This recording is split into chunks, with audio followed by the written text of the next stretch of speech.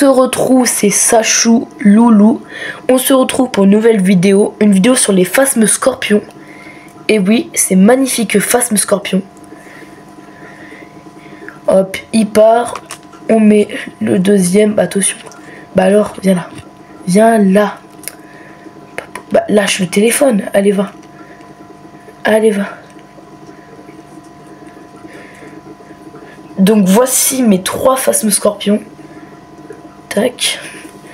Donc pourquoi phasme scorpion? Je pense que vous le remarquez bien avec la queue qui s'arrondit. La queue peut être plate, hein, mais quand ils se sentent en défense, quelque chose comme ça, ils la mettent arrondie pour paraître comme un scorpion. Alors pourquoi ils sont de ces couleurs là? Car je ne sais pas si vous voyez bien la caméra, mais ils sont de couleurs différentes. Par exemple, je peux vous le dire si vous voyez pas très bien. Attendez, j'arrive 2 secondes.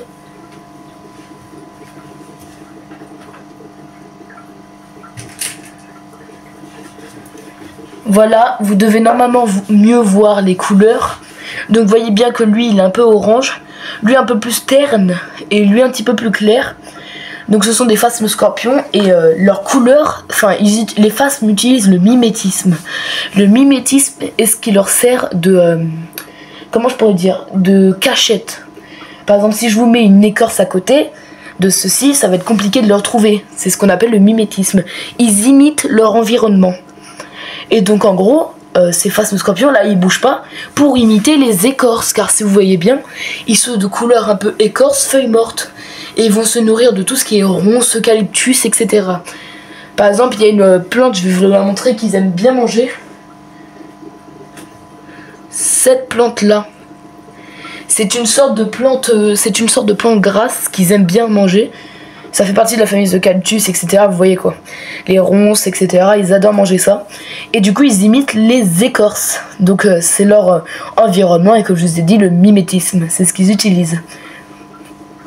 Donc là, ils vont se nourrir de tout ce qui est sur les arbres, les bâtons de feuilles mortes, etc.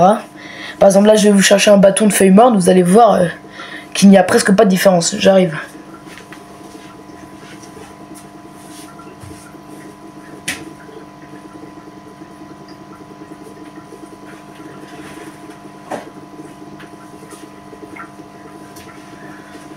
Alors, petite rectification, je n'ai pas de bâton mort malheureusement à disposition. Mais vous voyez, de toute façon, vous voyez à quoi ça ressemble une feuille morte avec ça. Ah si, feuille morte, j'arrive. Feuille morte, ça je sais que j'ai. Regardez à côté les feuilles mortes, sans déconner. Vraiment, c'est ouf.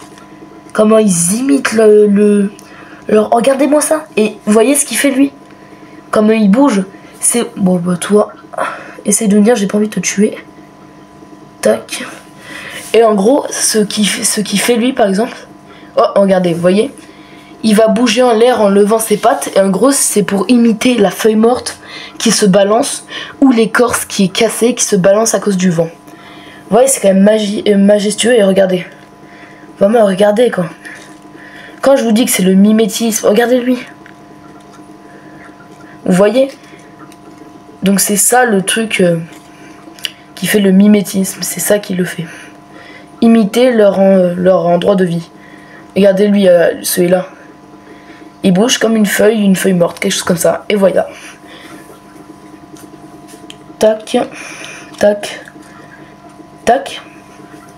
Donc ça, je vais le remettre... Pour les gloméris marginés, je sais pas si vous savez ce que c'est. Les gloméris marginés, c'est une sorte de cloporte tropicale qui est un peu gros.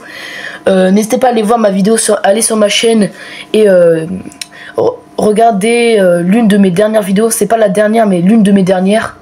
En partant de mes plus récentes. Et vous allez voir les gloméris marginés. Et n'hésitez pas à aller la voir si vous voulez en apprendre plus sur les cloportes, etc. Et donc voilà. J'arrive. Donc du coup les phasmes c'est vraiment le roi de la cachette. Si je vous mets des feuilles mortes de partout et tout, je peux vous le dire, vous me trouverez sûrement jamais, ou sinon peu de vous les trouveront. Donc tac, je vais les reprendre. Allez, viens là mon beau. Voilà, donc déjà un. Alors. Donc là c'est bon, il est sur sa branche. On en prend un autre, on va prendre lui. Et comme vous voyez, ils ont vraiment des différentes couleurs à chaque fois. Vas-y mon beau. Alors non, c'est là, vas-y. Voilà. Hop, on va passer au dernier, mais avant ceci, si vous avez aimé cette vidéo, abonnez-vous, sonnez la cloche, bombardez la like et partagez cette vidéo, ça fera extrêmement plaisir. J'ai fait une vidéo si vous voulez comment faire éclore des œufs de phasme scorpion. N'hésitez pas à aller la voir, c'est une vidéo qui est un peu à l'ancienne mais ça va quand même. C'est comment faire un bon substrat, etc. pour les œufs de phasme scorpion. Ceci c'est que des femelles et du coup en fait elles vont se reproduire elles-mêmes. Ça s'appelle un reproduisement asexué, si je dis pas de bêtises. Asexué c'est quand il n'y a que la femelle qui c'est quand la femelle peut se reproduire elle-même, et sexué c'est quand il y a le mâle et la femelle. Donc là c'est asexué et sexué. Donc le asexué ça veut dire qu'elle va pondre des œufs qui vont être fécondés, mais ça va être que des femelles et jamais un mâle. Alors si c'est des mâles qui se reproduisent avec les femelles, là ça peut donner des femelles et des mâles. Donc voilà. Donc on tombe à la fin de cette vidéo. Si vous avez aimé cette vidéo, n'hésitez pas à vous abonner, sonner la cloche, bombardez la like. Et si vous êtes resté jusqu'à la fin, n'hésitez pas à mettre dans les commentaires le mot phasme scorpion. Phasme scorpion. Donc voilà, c'était Sachou Loulou. Peace.